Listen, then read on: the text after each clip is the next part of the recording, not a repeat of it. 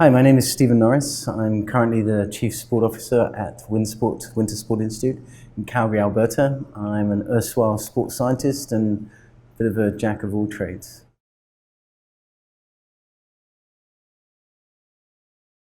Well, I think the fundamental aspect is the Ontario Soccer Association is largely an age group sport development entity.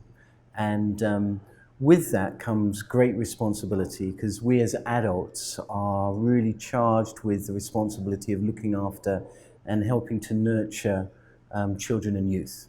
And that's an incredible responsibility to have. And the key facet around that is understanding that even though we may make our living doing this, or we're volunteering time, or a parent, or whatever, it's the children and youth's lives, not ours. And we have to make sure that we're opening their minds, we're not slamming any doors on them, we're allowing them to indulge in their creativity and play, have fun, and really give them the experiences that will shape them for the future. And sport has an amazing role in that. Soccer, football in particular, it's a team game as well as requiring very clear individual capacities and skills that one has to develop. There's the communication and camaraderie aspect. So there's so many things that soccer can actually teach and expose youngsters to as they develop.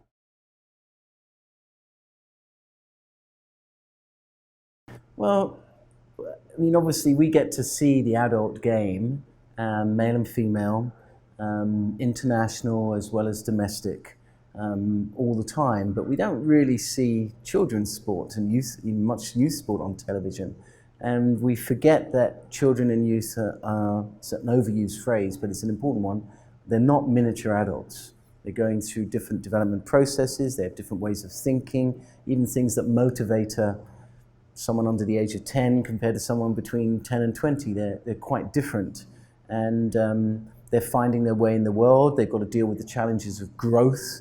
You know, 1 minute they're 5 foot, the next minute they're 6 foot, and how that impacts them, as well as really discovering who they really are, all the way through this process that we're trying to impose often these adult rules and directives. And we need to be a little bit more understanding of that we're dealing with their development, not ours.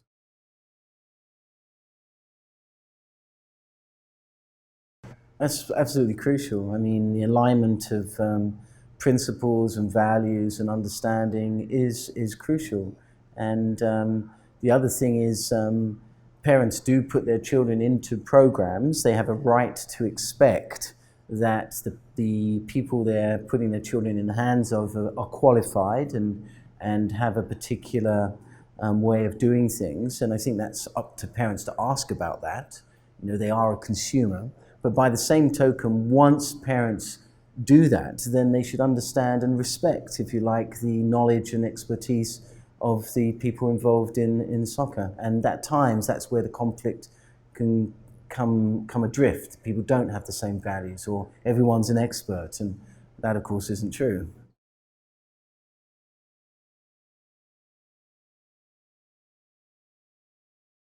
Failure is absolutely the most important thing of learning.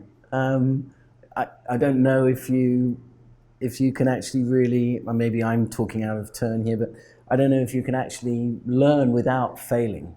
And that repeated ability to overcome, and it may be that you can fail massively and you can fail in a small way, and it's maybe sometimes it's baby steps to get somewhere, maybe it's a big eureka quantum leap to achieve something, but that's part of the process. And that's very important for life, because it's very few times that something just falls totally into your lap, or you accomplish something immediately. And that perseverance, that resilience, these are important traits and capabilities that I think everyone needs to learn and understand.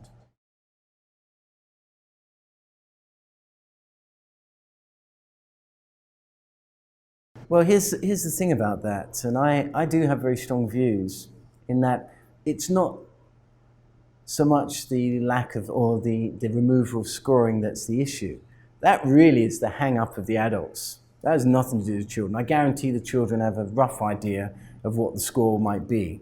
they would invent it even if you remove it. There's something, they have an understanding. The issue is the attention of the adults shifts purely to that metric, which completely blows out of the water the understanding of the process. That's the problem. We're the complete idiots, not the children. And we have the arguments about those stupid things, because they are. It's completely meaningless. I've seen all the press around that that's occurred, even out west, and I heard, even Amanda Lang got involved in that discussion, and she made some very valiant points about it, why they moved there, life needs scoring and all this, but it's because we as adults get head up in that, because we've forgotten that we should be focusing on what we're trying to teach the children and expose the children to, which is the process of getting better, which means failure might happen. You will lose at times. It's just a fact. But get over it, move it, understand what that feels like, because if you want to win, then you might want to be motivated to maybe do the work so you don't lose. It is a challenge. It's why, in some ways, two things are happening in North America. I think soccer and its presence in secondary education is important. I think the growing industry of soccer is also helping. And I do think that the growth of the professional leagues in North America will stay that. And particularly, even though you could argue that some of the Europeans, South Americans who are coming to play in the professional leagues are towards the end of their careers, some cynics might say that, you've started to see a trend where they're coming earlier and sooner and being very productive. And I think that, on top of the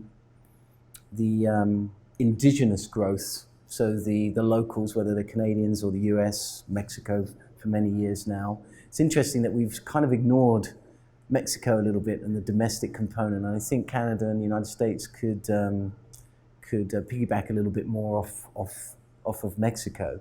That driving, that sort of aspect that allows the rest of the system to understand that there is life after high school soccer, there's life after university soccer in North America, and it's at a rapidly improving rate in both genders. And you can argue, of course, on the female side, the growth and the acceleration of that is faster than even on the male side of the game. So I think those elements will start to stem it. I do think the fact that people can make a career out of soccer, whether they're actually playing the game or in some kind of support role, which could be coaching or what have you. Look at the industries that have grown up in terms of just equipment. And I think innovation can be placed anywhere in the world. So if people are thinking about the game here, there is an ability to still be based here and export those type of qualities. So for me, it is a concern. We've seen that most of our players, they obviously aspire to play in Europe or South America or wherever it might be in the first instance. But I think that's starting to change to some degree. Or if they do go, then they come back because there is something here. So for me, I think it's just the classic gestation and growth, evolution of a game or any kind of endeavor in the early stages. It's certain bits are missing depending on where the blooms have occurred. And when you're dealing with development, which takes time, we have to be a bit more patient. It's a bit like looking at how the performance programs of Ontario Soccer. So you started with a particular age group rather than suddenly doing all age groups saying their performance, where the top age groups were probably not that good because they haven't come through. You started 1-1, and then as they graduate, then you backfill with the next group. And then within a few years, because of the patience, you've actually had a system that's started to develop. See what I'm saying? So it's the same happening right in every domain, from officialdom to administration to parent understanding to performance.